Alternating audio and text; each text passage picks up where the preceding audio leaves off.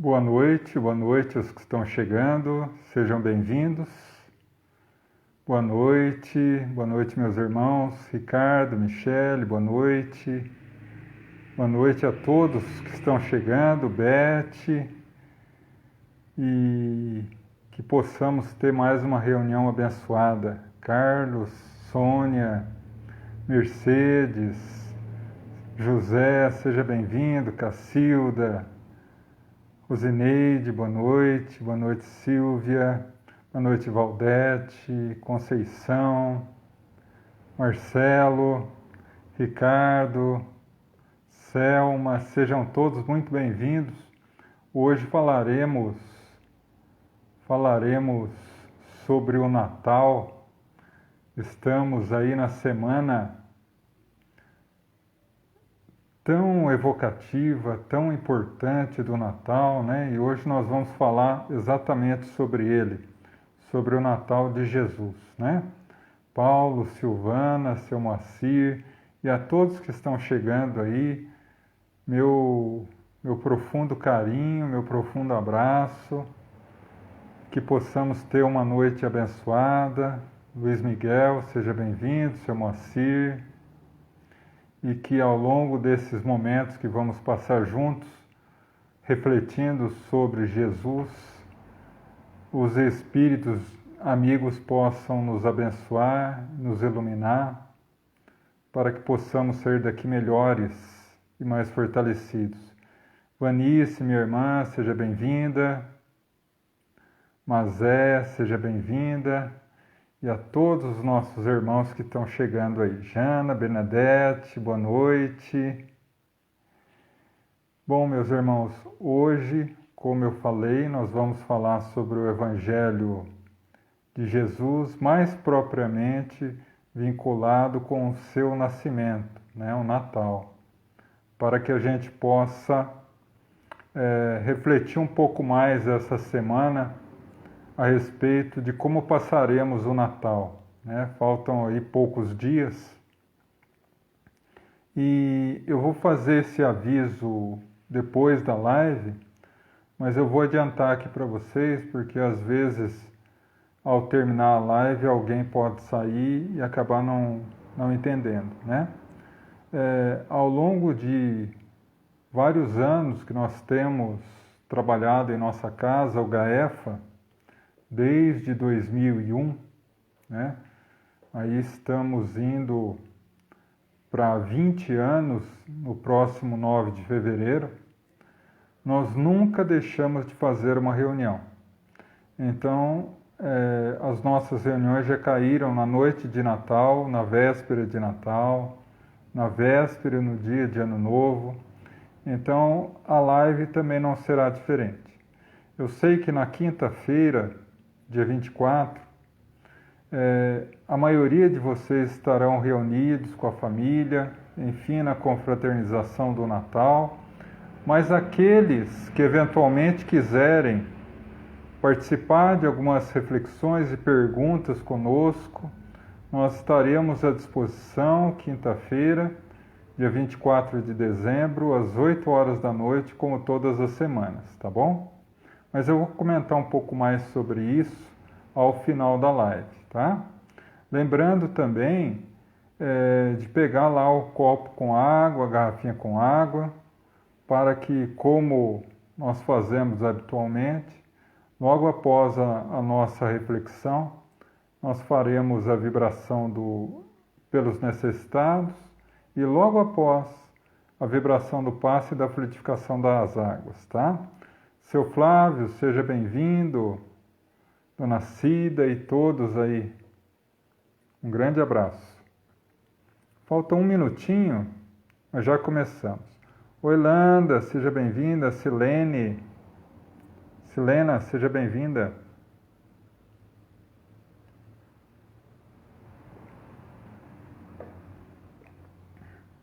Lívia, minha irmã, seja bem-vinda. Marina.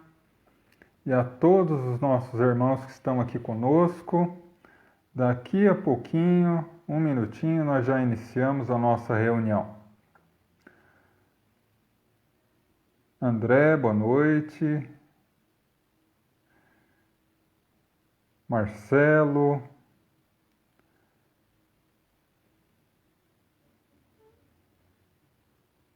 Odete, minha irmã. Eu chego um pouquinho mais próximo porque a vista já não é aquela, né? Maria Aparecida. Bom, 8 horas. Vamos iniciar então a nossa reunião com uma prece. Eu convido a todos a elevar o pensamento e o coração a Deus, a nosso Mestre Jesus. Vamos entrar em sintonia com os nossos amigos espirituais, para que ao longo de toda a nossa reunião, eles nos possam conceder a paz, a harmonia, a bênção, a proteção, o auxílio para as nossas necessidades íntimas e ao sairmos daqui desta live, possamos ser renovados e fortalecidos para continuar as nossas tarefas. Que assim seja, graças a Deus.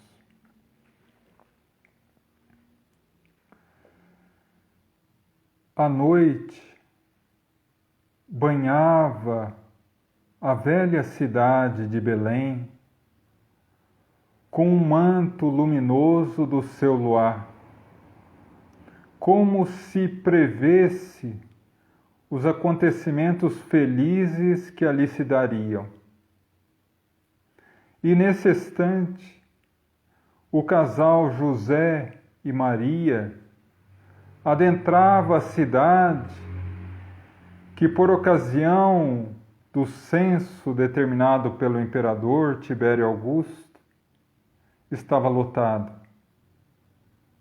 Narra Humberto de Campos que José, aflito, uma vez que Maria estava para dar à luz, bateu na primeira estalagem e o seu dono, não obstante educado, disse que estava lotada, mas José não deixou de perceber o olhar de lascívia do dono da estalagem em relação a Maria. E um tanto assustado, agradeceu respeitosamente e partiu. Na segunda estalagem, ele novamente rogou, quase implorando, a oportunidade de dar abrigo à sua jovem esposa, que daria luz aquela noite. Porém, o dono da segunda estalagem foi mais ríspido, dizendo que não teria local para abrigar nenhuma mosca. No entanto, se ele quisesse, a sua jovem e bela esposa poderia abrigar-se no seu próprio quarto, apenas ela. José, homem puro e honesto, fingindo que não compreendeu a assertiva do dono da estalagem, agradeceu respeitosamente e saiu. O terceiro proprietário de estalagem foi mais ríspido ainda, dizendo: como um homem como você pode ser casada com uma mulher tão bela? Quanto tu queres para deixá-la comigo? E José saiu quase a correr, levando pelas mãos a jovem esposa grávida. Sem saber o que fazer, diante da negativa dos homens, a espiritualidade superior preparou o celeiro da estrebaria e os animais para que Jesus nascesse. E naquela estrebaria humilde e simples, local onde os animais ficavam, Jesus nasceu, transformando a estrebaria e a manjedoura em poema de excelsa e maravilhosa luz para todos os séculos. E por quê? Porque Jesus, segundo a questão 625 do Livro dos Espíritos, é o nosso modelo e guia, é o nosso divino governador, ou, se alguns preferirem, na linguagem do Evangelho, o divino pastor da humanidade. Augusto Renan, um grande filósofo francês, em 1866, teve ocasião de dizer em um dos seus mais magníficos discursos no Colégio de Paris, que Jesus foi tão imensamente incomensurável que ele não coube na história. Ele quebrou a história antes e depois dele. E por isso que, depois de seu nascimento, passado 2020 anos do seu nascimento e daquela noite mágica, nós ainda estamos falando dele. Nós ainda estamos rememorando a sua vida através do Natal. Então, dessa forma, compreendemos que o Natal é muito mais do que presentes, mas que o Natal é a única data no calendário humano que também é reverenciada no calendário, entre aspas, do mundo espiritual. Os historiadores, debruçando-se na história daquele período do nascimento de Jesus, mais particularmente nos 100 anos que antecederam a vinda de Jesus à Terra, não conseguem explicar de forma lógica o porquê dos 100 anos que antecederam a vinda de Jesus ao planeta, houve uma onda de paz e de harmonia, uma pausa entre as guerras.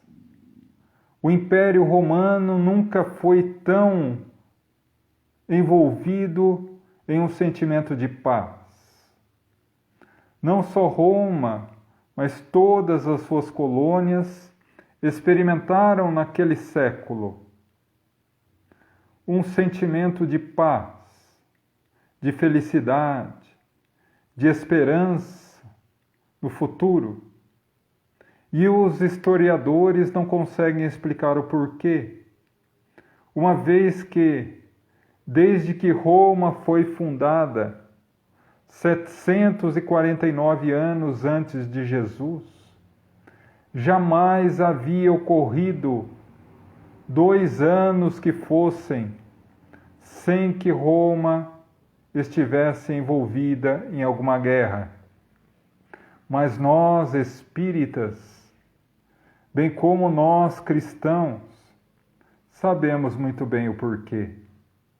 Aquele século passaria a história da humanidade como o século da Boa Nova, porque as hordas divinas e luminares de Jesus já saíam do panteão luminoso das regiões celestiais e avançavam em direção à Terra. Espíritos altamente evoluídos estavam reencarnando para preparar o caminho para o Senhor da vida.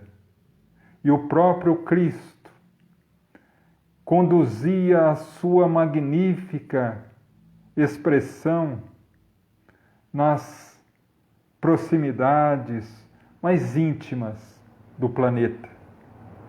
E a simples irradiação da sua presença mais próxima fez com que a humanidade como um todo experimentasse uma onda de paz intraduzível, que após o seu retorno à pátria espiritual, poucas vezes foi experimentada novamente. Mas, João, por que tanto envolvimento, se nós sabemos que o dia 25 de dezembro não é exatamente a data oficial do nascimento de Jesus e que talvez nós não saibamos jamais a verdadeira data? Porque André Luiz, em um dos seus livros fabulosos, chega a afirmar que, ao longo de todo o ano, a psicosfera da Terra, ou seja, a soma de todos os sentimentos e pensamentos da humanidade, a nuvem de pensamentos e sentimentos que a humanidade expressa diariamente, envolvendo a Terra, é uma onda acinzentada, pardecenta, que a visão do mundo espiritual, a Terra é como que se fosse envolvida em uma escura nuvem, reflexo do pensamento da maioria da população humana. No entanto, na época do mês de dezembro, ocorre uma singular mudança. Focos de luz começam a pipocar aqui e ali ao derredor dessa psicosfera. Vai se agigantando os focos de luz, até que na noite abençoada, do dia 24 para o dia 25 de dezembro, a Terra tem uma psicosfera tão luminosa que parece um segundo sol. E como isso, João? Se o dia 25 de dezembro não é a data oficial do nascimento. Mas Jesus não se preocupa com data, ele se preocupa com abertura no coração. A simples rememoração do seu aniversário faz com que a maioria da humanidade enterneça o coração. Nessa época do ano, se multiplicam as campanhas de auxílio ao próximo, se multiplicam os sentimentos nobres. Nós somos voltados ao nosso íntimo e temos como que um sentimento de paz e de alegria que muitas vezes não sabemos de onde vem. Como os historiadores não sabiam de onde vinha aquele sentimento estranho de paz naquela época. É a presença do Cristo. Diz a espiritualidade superior que na noite de Natal, Jesus se apresenta pessoalmente à Terra, abençoando todos os seus tutelados nessa noite mágica e amorosa. Por isso, orientam os benfeitores. Todo pedido feito de coração aberto na noite de Natal é recebido pelo próprio Cristo. Mas, mais uma vez eu insisto, o dia 25 de dezembro não é a data real. E por que foi marcado o dia 25 de dezembro? Por um motivo muito simples: o ser humano e os seus interesses materiais. Em realidade, o fato do aniversário de Jesus, do Natal, ser dia 25 de dezembro, devemos a duas pessoas. Constantino é o primeiro.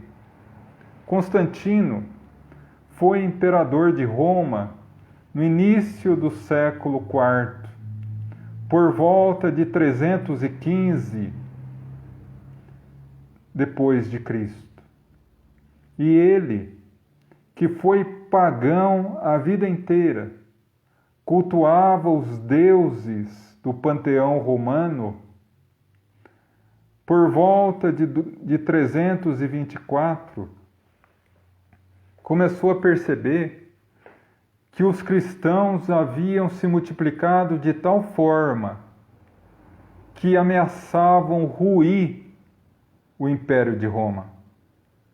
E aí, Constantino, que era um hábil político, usou do ditado popular: se eu não posso com o inimigo, me uno a ele.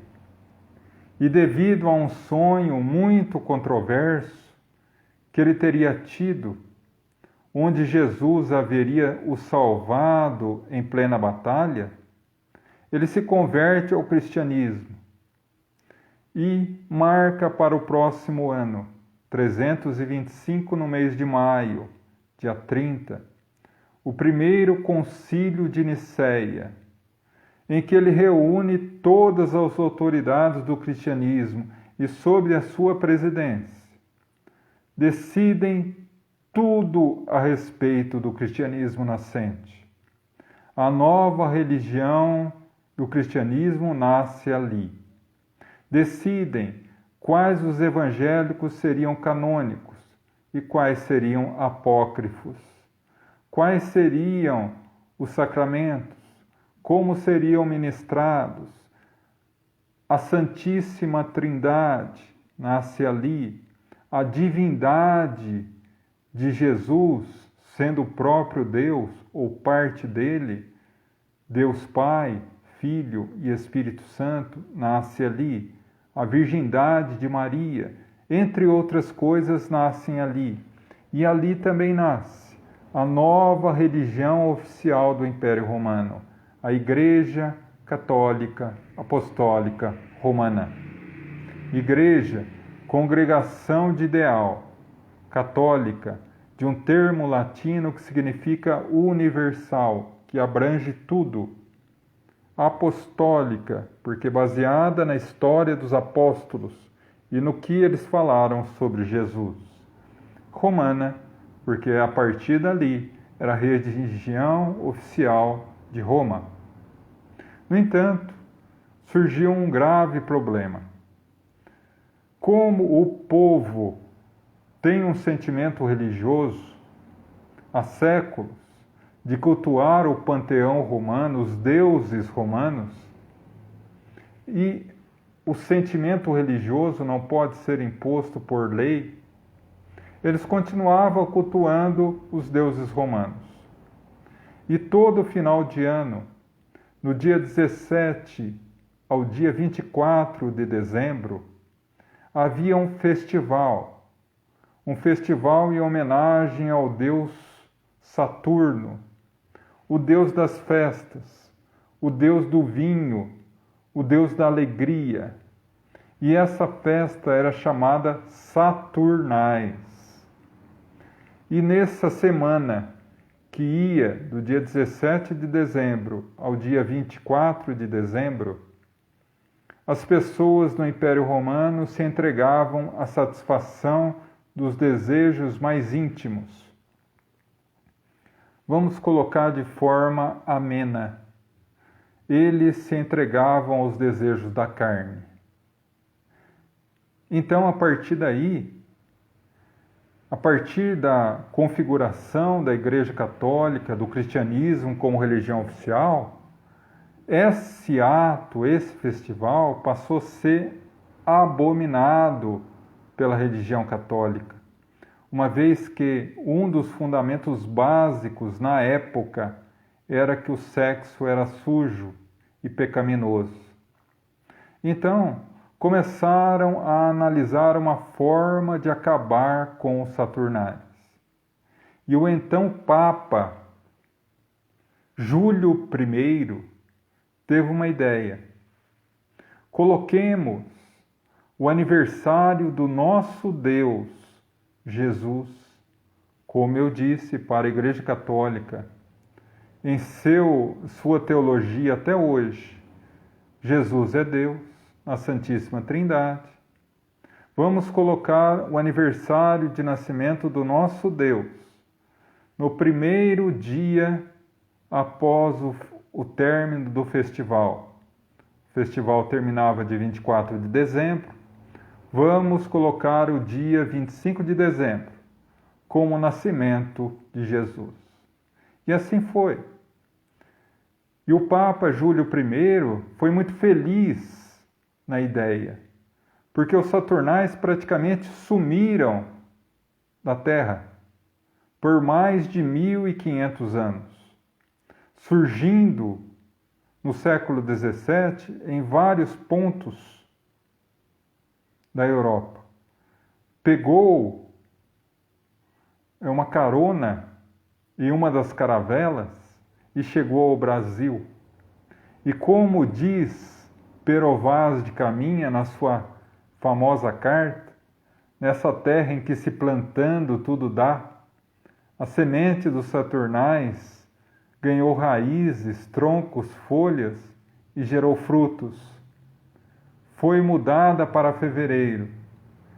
Mudou-se de Saturnais para Carnivale, o Festival da Carne. E hoje temos o Carnaval. Mas isso é conversa para fevereiro. Vamos voltar ao Natal. Então, a partir daí, a partir do século IV, nós temos o Natal como dia 25 de dezembro. E Jesus e a espiritualidade superior não importa com data, mas sim com o sentimento humano. Então, a partir daí, uma vez que o dia 24 e 25 de dezembro abrem o coração humano para o sentimento do amor, abrindo acesso ao Cristo, nada mais lógico que ele aproveite essa oportunidade. Mas, João, será que nunca saberemos a real data do nascimento de Jesus? É sempre um fato controverso e difícil, mas vamos tentar analisar pela ótica espírita, utilizando a razão, e tentar descobrir uma data. Mas para isso nós precisamos de 3 elementos de estudo. O primeiro, a biografia de Jesus, ou seja, os evangelhos. A segunda, a ciência.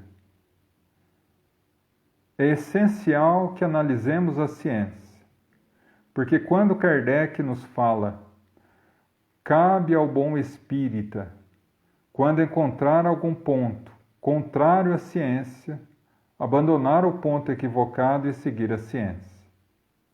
E o terceiro ponto a ser analisado e estudado é a revelação da imortalidade, a revelação dos espíritos através de obras sérias, de médiuns sérios, e que achem consonância no movimento espírita. Então vamos, a partir daí, analisar esses 3 focos de estudo e tentar chegar numa data. Vamos ver se a gente consegue? Bom, vamos iniciar pelo ano. Nós sabemos que o ano 0 foi uma convenção. Se colocou o ano 0 como o ano de nascimento de Jesus, porque a partir dali o tempo começou a ser contado pelo seu nascimento. Então hoje contamos ano 0, 1, 2, 3. E 1 ano, 2 anos, 3 anos antes de Jesus.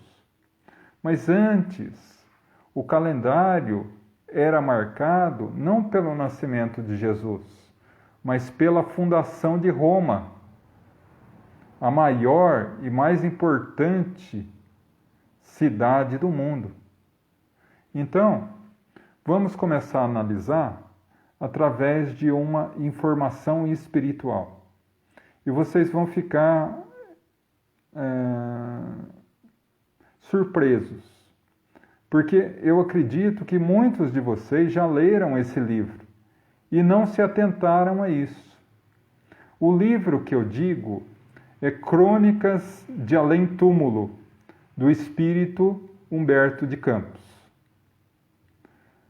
Esse livro, ele traz contos, mas eu gostaria que vocês analisassem de forma mais particular o conto do capítulo número 15,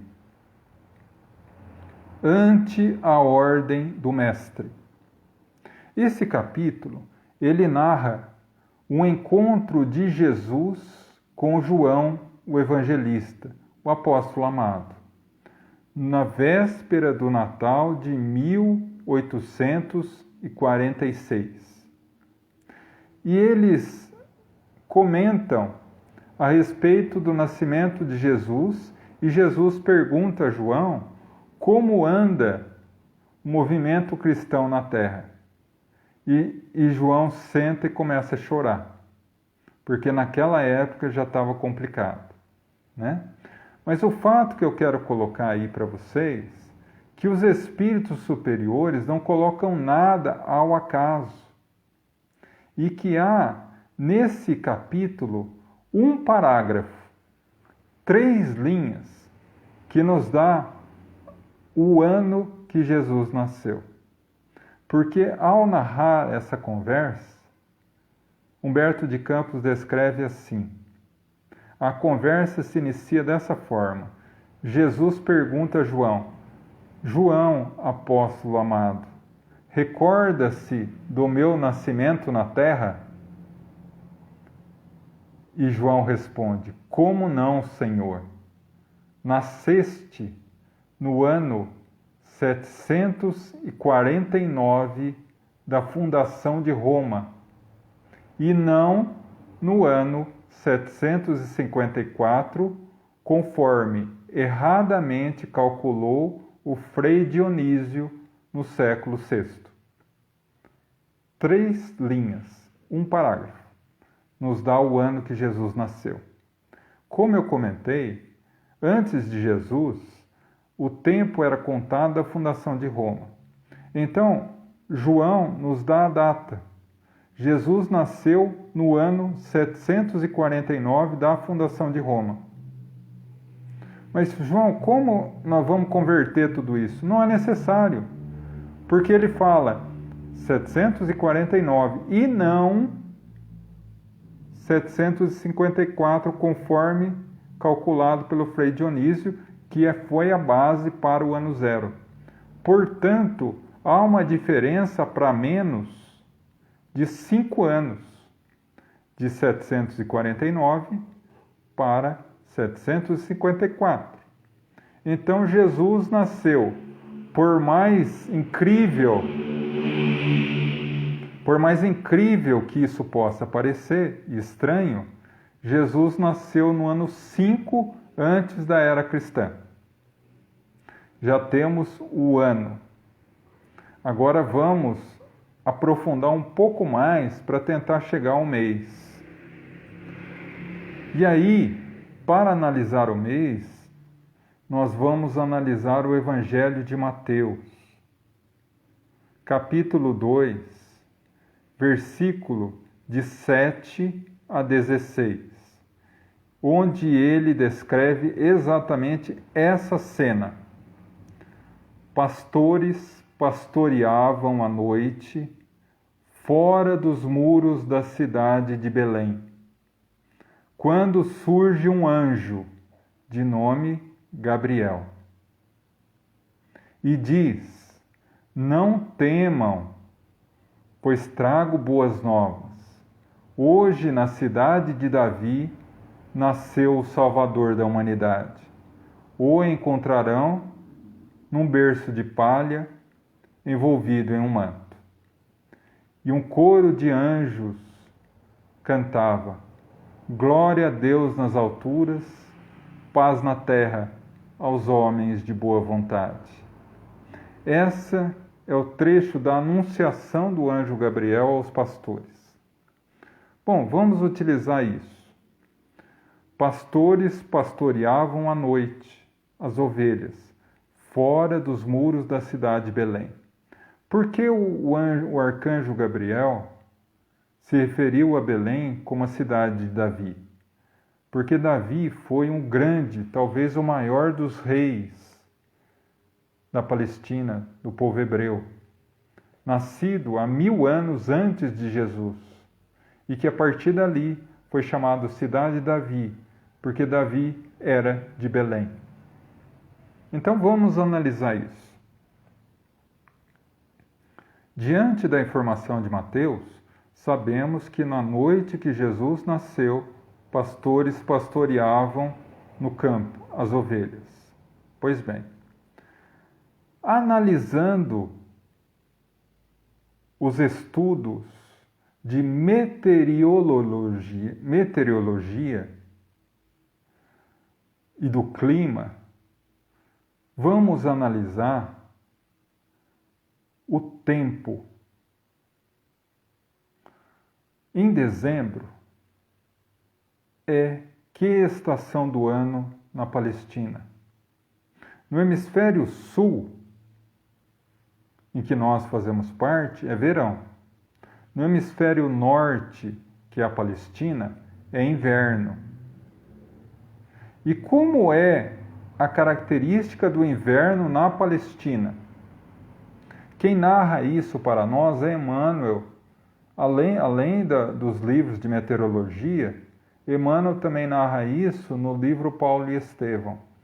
O outono e inverno na Palestina é extremamente frio e chuvoso, de tal forma que Emmanuel diz que a partir de novembro era proibido à época a navegação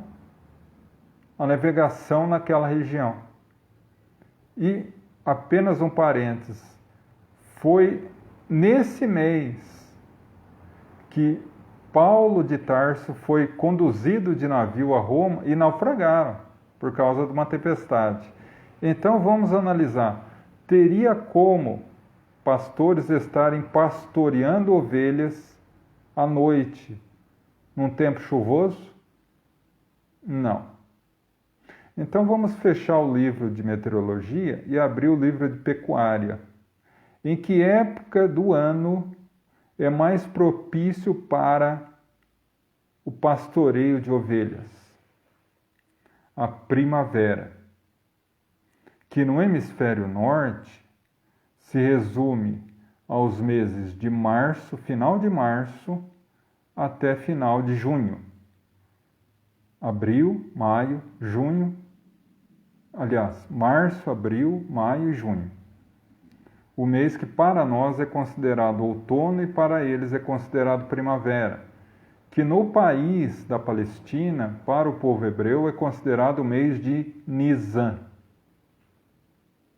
Então, analisando isso, já restringimos o nascimento de Jesus para o ano 5 antes da era cristã e 4 meses. Ou Jesus nasceu em março, ou abril, ou maio, ou junho.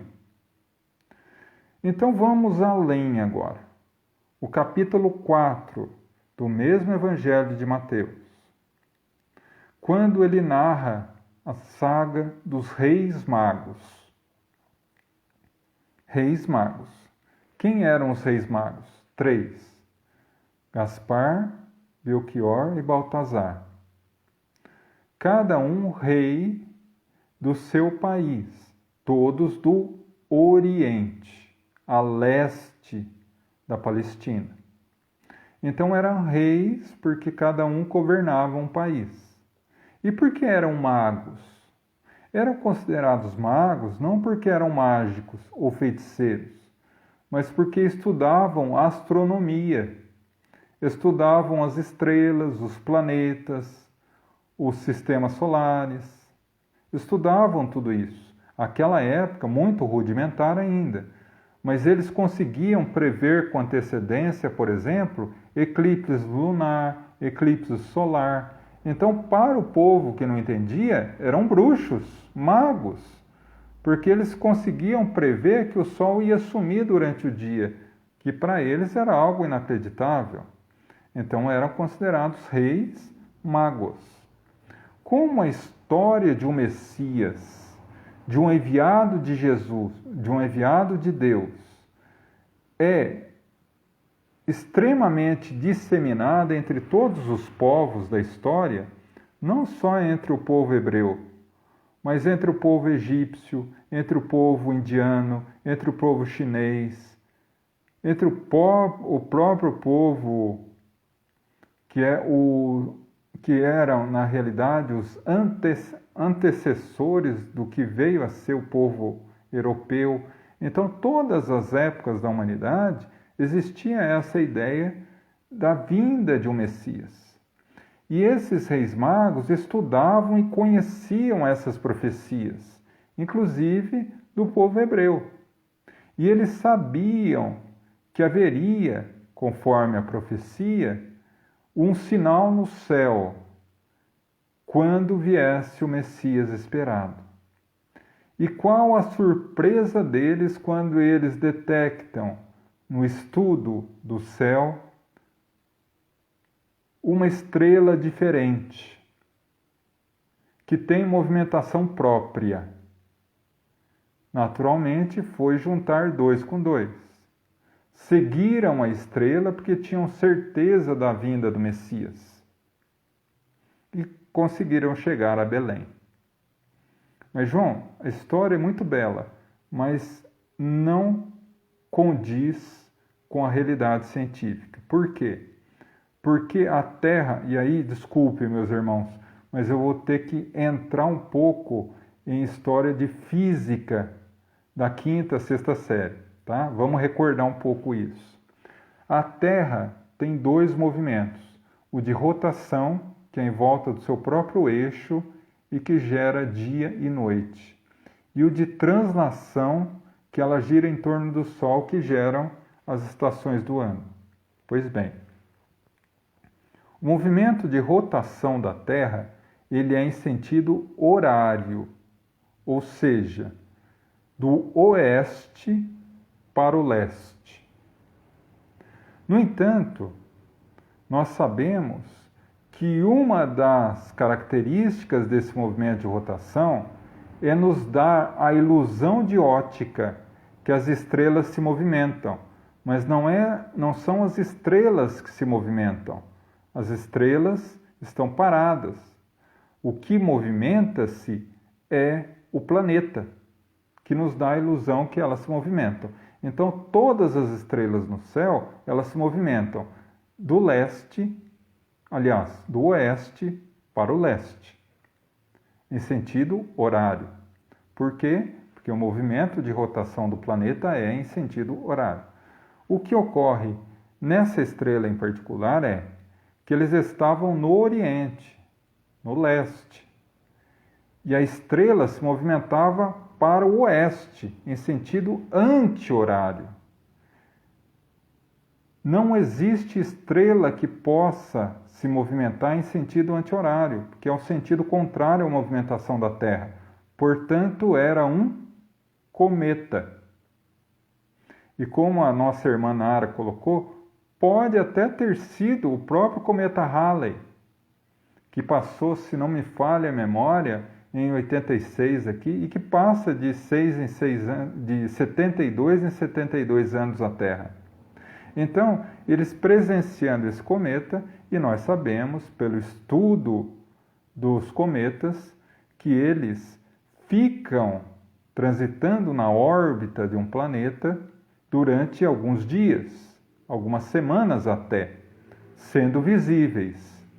Pois bem, os reis magos, acompanhando a trajetória desse cometa, chegaram a Belém.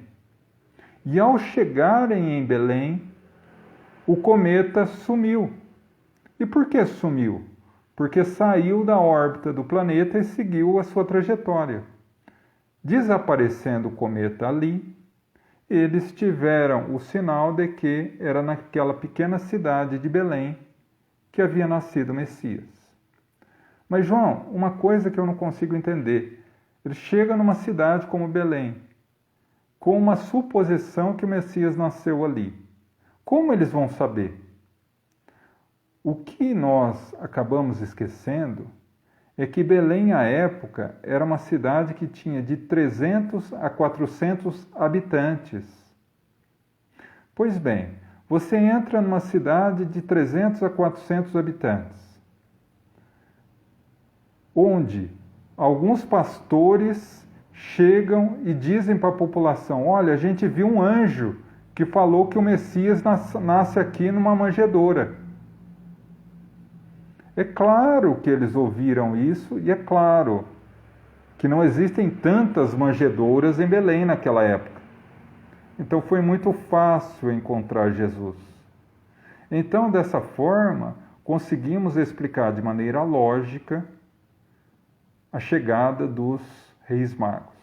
Mas, João, o que tem a ver os Reis Magos e a trajetória do cometa com a data?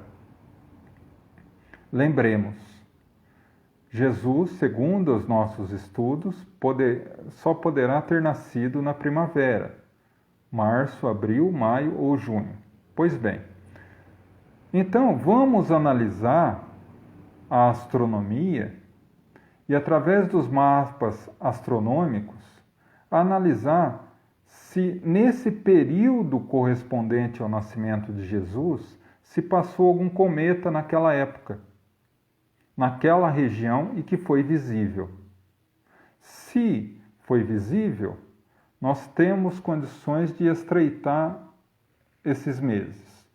Pois bem, analisando a astronomia, nós descobrimos que passaram 3 cometas naquela região, naquele período. Um no dia 22 de dezembro. Ah, é esse. Não, não é esse, porque como nós comentamos, dezembro é inverno, chuvoso, e os pastores estavam pastoreando. Tanto não é que foi 22 de dezembro do ano 8 depois de Cristo. E como nós vimos pela revelação de Humberto de Campos, Jesus nasceu no ano 5 antes da era cristã. O segundo é 3 de outubro. Também não pode ser, porque outubro já é início ou já é outono, né? Não pode ser chuvoso. Do ano 2 antes de Cristo. Também não é. E um terceiro passou no ano 5 antes de Cristo. Bate o ano, com a revelação de Humberto de Campos. E passou naquela região e desapareceu da órbita da Terra em abril. Abril, mês de Nisan, primavera, período que os pastores pastoreiam. Então, a partir daí, nós temos um mês. Será que seria possível, João, chegar na data exata? Sim. A data exata que esse cometa saiu da órbita da Terra foi dia 8 de abril. Então, diante dessa lógica e desse estudo, baseando-se no Evangelho, na revelação dos Espíritos e na ciência, Jesus nasceu no dia 8 de abril do ano 5 antes da era cristã. E olha que interessante, meus irmãos, como é fascinante esse estudo. Jesus nasceu no ano 5 antes da era cristã. E Emmanuel fala no livro Há 2000 anos que Jesus desencarnou na cruz na terceira sexta-feira do mês de abril do ano 33. Portanto, e Jesus começou a sua vida pública aos 30 anos. Portanto, Jesus, ao desencarnar, tinha 38 anos e não 33. E a sua vida pública foi de 8 anos. Olha quanta maravilha a gente descobre quando se aprofunda um pouco mais, né? Mas em realidade, meus irmãos, isso é apenas uma forma de análise dos textos evangélicos, né? Em realidade, o que importa é o sentimento. O sentimento do Natal que brota em cada um de nós de forma instintiva, porque cada um de nós, de forma inconsciente, percebe a presença mais próxima de Jesus nessa época, nos convidando a participar do seu Natal. E aí o mais essencial, como eu participarei desse Natal? Será realmente que o Natal é apenas presentes ou ceia? Árvores ou Papai Noel? Não. Faz parte. É muito gostoso e bom. Mas não é só isso. Emmanuel tem uma frase belíssima que ele diz: neste Natal, não esqueça do presente do aniversariante. Amar a Deus sobre todas as coisas e ao próximo como a si mesmo. O que é vivenciar o Natal? É no momento do Natal, na noite de Natal, entregar ao lado do presente, que é muito gostoso receber o presente material, entregar também aos nossos familiares, aos nossos amigos, o presente do perdão, o presente da tolerância, o presente da compreensão, da indulgência, da benevolência, do carinho sem cobrança, envergar o nosso orgulho e o nosso egoísmo para pedir perdão por erros que possamos ter cometido em relação aos nossos irmãos e familiares. Isso é o verdadeiro Natal. Servir ao próximo. Porque Jesus é um aniversariante. Quantos de nós não conhecemos pessoas que as festas de Natal são verdadeiros acontecimentos, regados a muita comida, a muita bebida, a muitos brinquedos, a muitos presentes, mas que não deixam o aniversariante entrar. Não importa a sua condição financeira ou social. O que importa é se seu coração está aberto para Jesus. E diante disso, nós devemos analisar, por exemplo, Chico Xavier. Quando ele ainda era muito jovem, ao terminar uma reunião no grupo espírita Luiz Gonzaga, eram umas 11 horas da noite do dia 24 de dezembro e ele chorava na janela. Emmanuel apareceu e disse: Chico, você chora numa noite tão especial e feliz? Sim, choro, porque nesse momento todos estão compartilhando com seus familiares e eu estou sozinho. Então, meu filho, vamos confraternizar com os necessitados, com os filhos do Calvário. E a partir daquele Natal e todos os outros, Chico sempre confraternizava o Natal, um ano com os prisioneiros na penitenciária de Uberaba, de Pedro Leopoldo, e o outro ano com os pobres e necessitados da sua cidade. Certa noite, levando uma cesta básica no barraco pobre, no alto de um morro, quando ele se aproxima, ele se assusta. Tal era a luz que envolvia aquele barraco.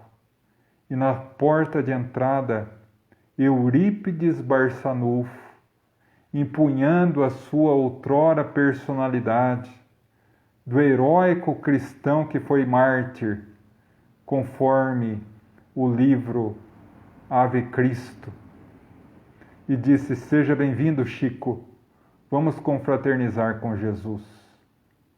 Então, meus irmãos, o Natal é isso.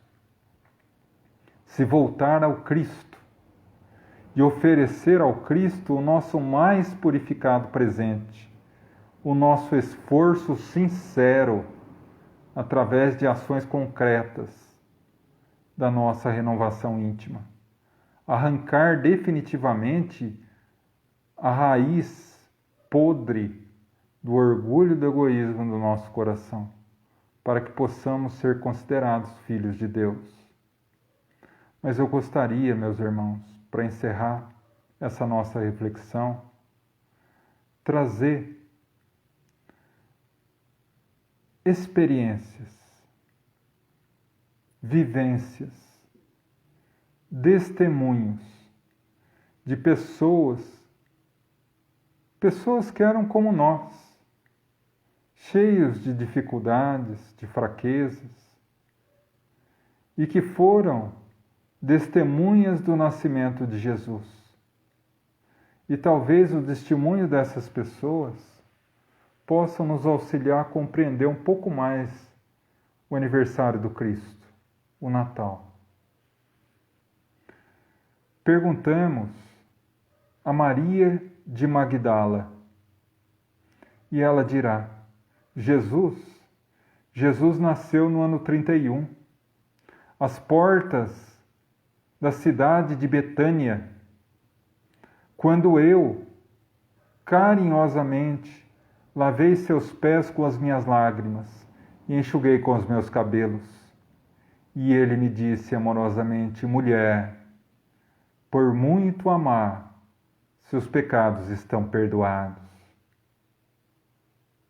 Francisco de Assis.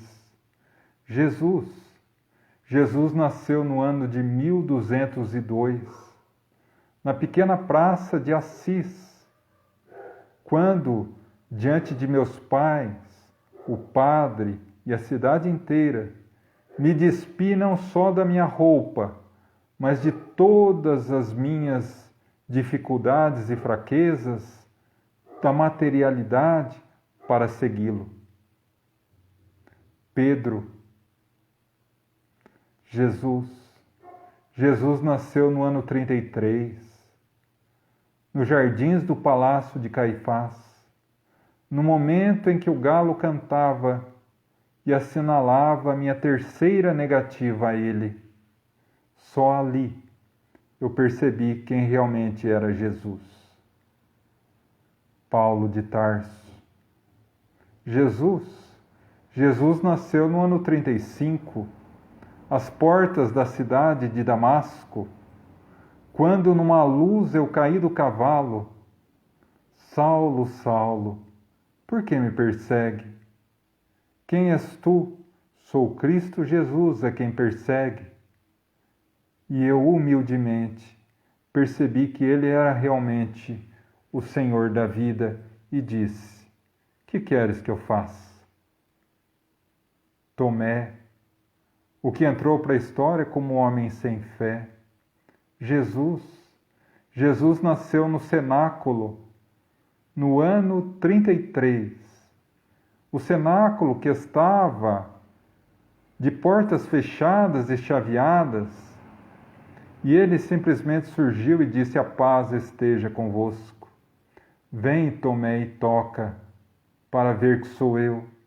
E eu fui testemunha que a morte não tem poder sobre o Filho do Homem. Joana, a esposa do tetrarca de Cusa, do tetrarca da Galileia, Cusa. Jesus nasceu no ano 71. Diante do poste romano a que eu estava amarrada, embebida em aloés, uma substância inflamável, e o carrasco com uma tocha me dizia: nega Jesus e será salva. E eu não posso. Não posso. E quando ele ateou fogo, gargalhou e disse: teu Cristo te ensinou apenas a morrer? E eu, no meu último suspiro, disse: não, me ensinou também a amá-lo. João, o Batista. Jesus nasceu no ano 30, às portas, às margens do Rio Jordão, no momento em que simbolicamente eu lavava os seus equívocos com a água, através do batismo simbólico, e eu vi uma luz envolvê-lo mansamente, e ouvi uma voz dizer: Este é meu filho bem-amado, a quem pus toda a minha complacência. Onde Lázaro de Betânia? Jesus nasceu no ano 32. Às portas de meu túmulo em Betânia, quando me disse: Lázaro, levanta e sai para a vida. E eu testemunhei que Jesus é a ressurreição e a vida. Onde e quando? Judas de Queriós.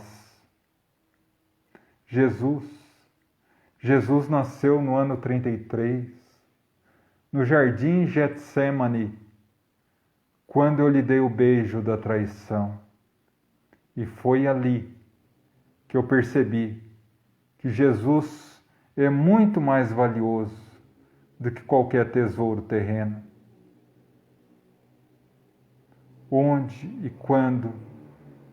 Doce Mãe Maria de Nazaré.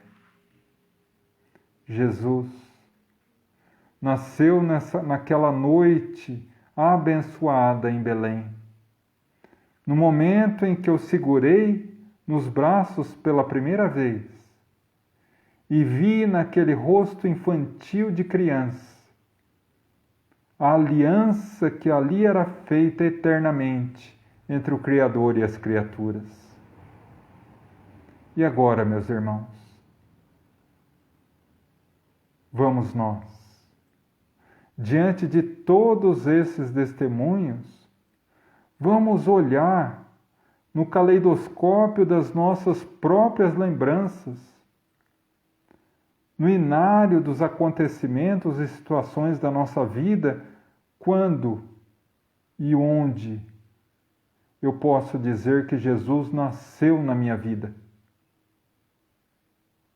E se, depois dessa análise de memória, vocês perceberem aterrorizados como eu percebi, que ele ainda não nasceu, vamos aproveitar esse Natal. Aproveitando a festa, a confraternização, os presentes, a ceia, sim, mas aproveitando para servi-lo, dar a ele o presente de aniversário da nossa renovação íntima, tirar a tão proclamada reforma íntima da cabeça e transferi-la para o coração. Porque o maior sonho de Jesus é nascer no nosso coração. Mas para isso, nós precisamos, através das nossas atitudes, de envergar e matar no nosso coração o orgulho e o egoísmo, para converter o nosso coração em singela manjedoura, onde ele possa nascer, onde ele possa crescer, onde ele possa se espraiar pelos nossos atos, falar pela nossa boca, pensar pelos nossos pensamentos, e nós possamos, com toda alegria e felicidade, dizer: eu sou um servidor do Cristo. Isto, meus irmãos, é o Natal verdadeiro. E eu desejo a todos vocês um Natal abençoado. Não necessariamente com grandes coisas materiais, mas com certeza com a presença de Jesus no coração e no lar de cada um de vocês. Que assim seja.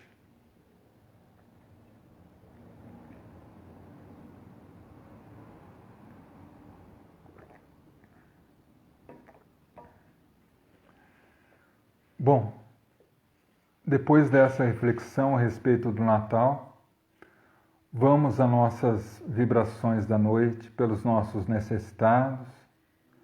Lembrando, vamos pensar em cada um que necessita, que nós conhecemos.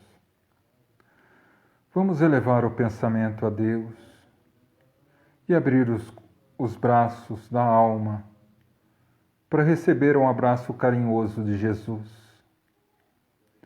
E envolvidos nesse abraço carinhoso, vamos pedir-lhe ao ouvido pelas nossas necessidades e aflições, pelas nossas dores, e Ele, o celeste amigo, haverá de nos amparar.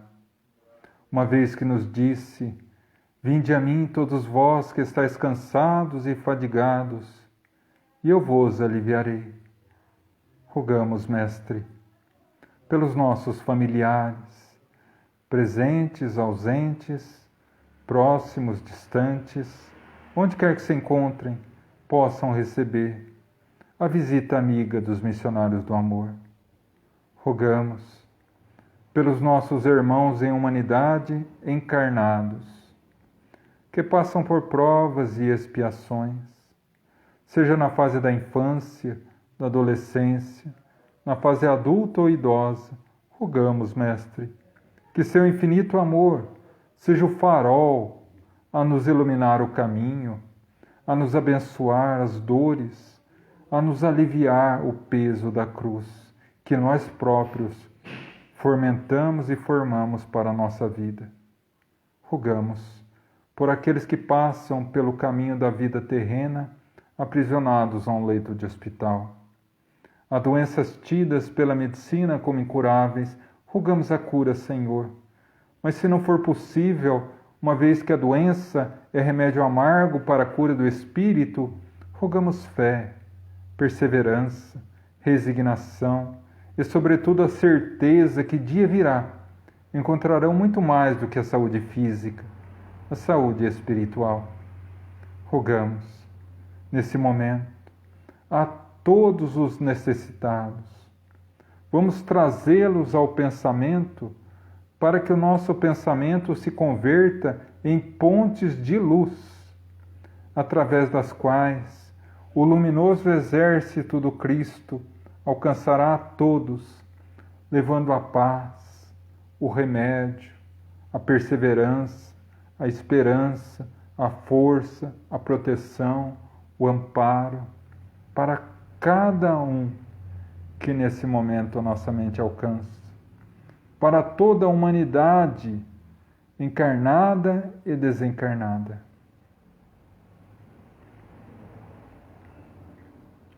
Para que nessa semana tão especial do Natal,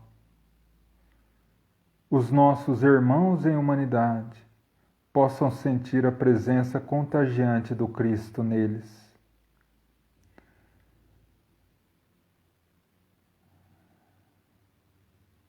Rogamos agora pelos nossos irmãos já desencarnados, pelos nossos familiares que se foram antes, para que Deus os ilumine na nova etapa e que recebam de nós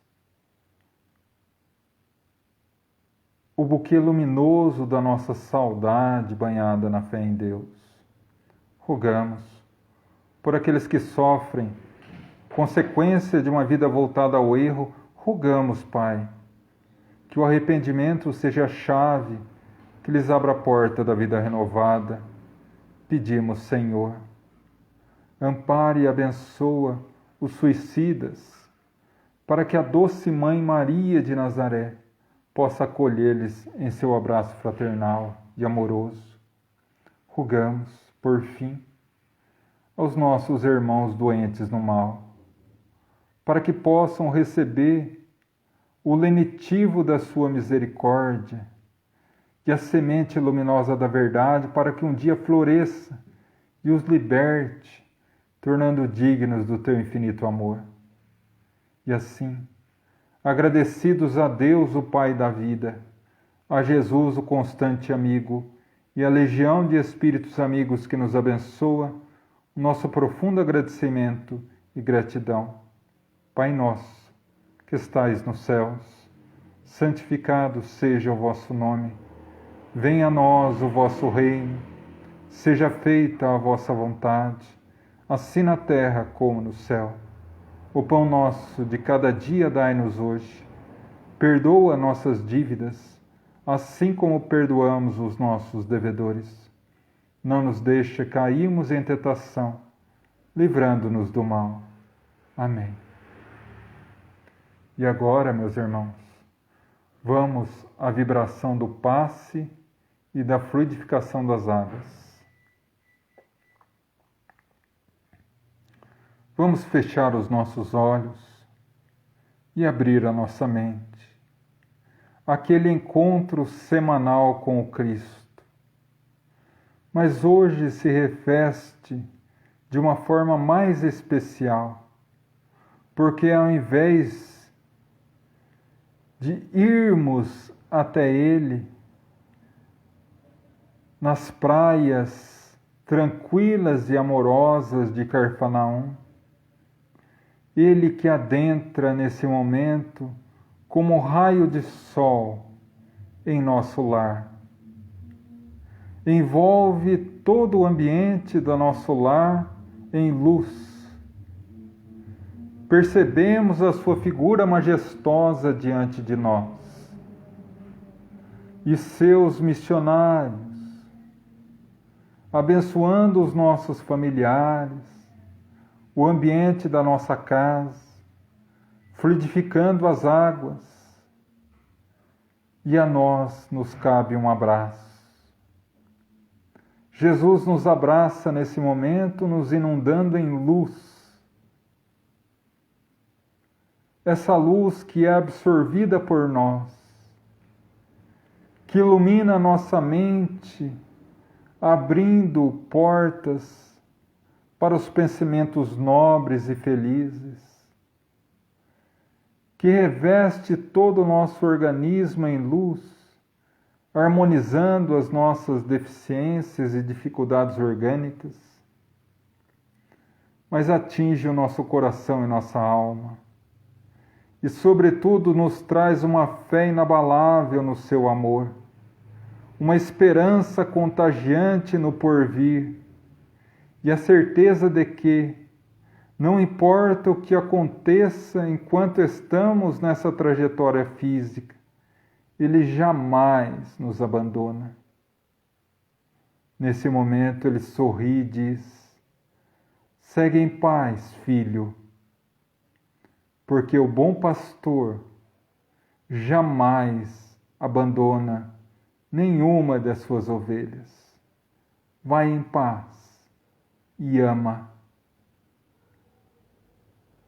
E assim, retornamos serenamente à nossa condição normal.